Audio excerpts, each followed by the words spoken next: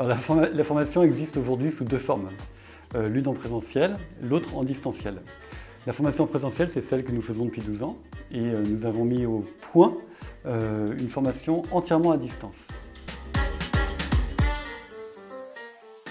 Le concept de notre formation en distanciel, c'est pas un concept habituel, c'est pas celui de la classique formation en ligne où on a acheté la formation, puis après on reçoit des vidéos et quand on veut, le matin, le soir, l'après-midi, on lit sa vidéo, on fait des exercices et on a éventuellement un coach pour dialoguer. Notre concept, c'est de proposer une formation qui soit la plus interactive possible, c'est-à-dire de vrais cours qui ont lieu avec des vrais professeurs à des horaires prédéfinis où l'on doit être présent. La formation elle est destinée, comme la formation en présentiel, à toute personne qui veut se reconvertir dans le métier, dans les métiers du conseil en décoration et en architecture d'intérieur.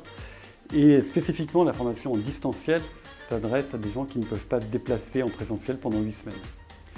Donc du fait de son fonctionnement qui est très informatisé, c'est une formation qui nécessite d'avoir une bonne connexion Internet, ça c'est clair, et une bonne gestion des outils informatiques, et c'est tout. Alors, il n'y a pas de différence entre les deux formations présentielles et distancielles.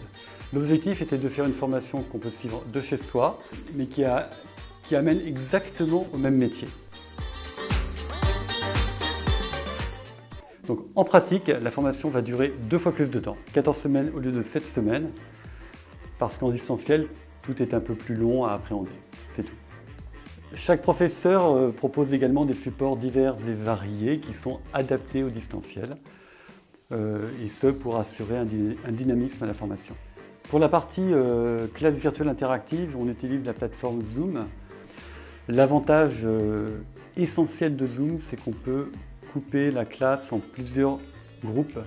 Chaque professeur peut aller de groupe en groupe pour poursuivre le travail de chaque binôme ou trinôme. Alors pour mettre au point toutes ces classes virtuelles et la technologie qui va avec, Alexandre a énormément travaillé sur la technique. Pour faire une classe, il ne suffit pas de mettre une web caméra et un micro à un prof. Il faut toute une régie qui gère les éclairages, les transitions d'écran pour que ça se passe bien, qui gère toute la technique de débit internet, toute la technique logicielle qui va avec. Je m'occupe de toute la partie technique pour le distanciel. Il s'agit notamment, il nous faut toute une partie sur les éclairages, il nous faut différents logiciels pour pouvoir mettre en pratique une formation à distance et du coup je vais m'occuper de toute cette partie-là. Exactement, je suis la régie, je suis en fait la personne qui va faire que tout va bien se dérouler en fait durant toute votre formation.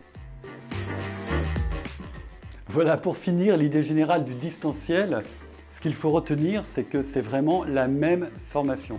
Elle est juste adaptée aux besoins de la distance, tout simplement.